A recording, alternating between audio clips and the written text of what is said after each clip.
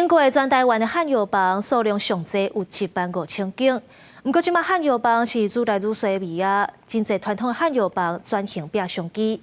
高雄市最近就出一本册，记录高雄30间汉药房的故事，看因是安怎创新来转型。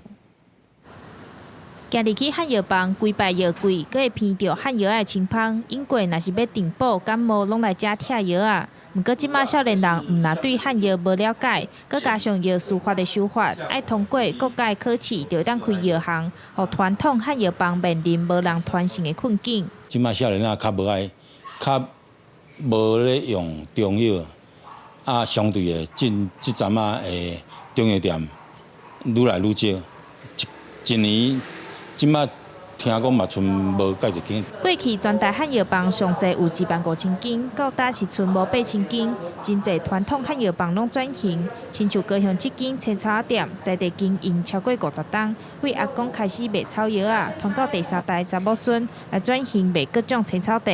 高雄市文化局特别出一本记录高雄30间汉药店的册，希望少年人会当了解，卖互传统汉药房来消息。嘛，这伤养生，拢可能食较袂惯势。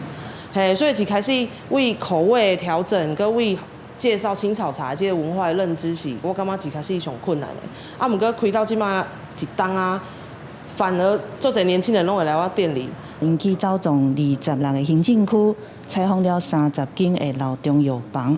咱经过因的目睭甲观察，咱看到因遮的老中药房，因是安怎一代传过一代。中药工会表示，目前高雄地区汉药房要1000间，但年有120间，因为头家退休也是倒去就收起来。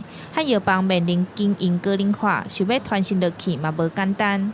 记者钟义辉、邱昭荣高雄报道。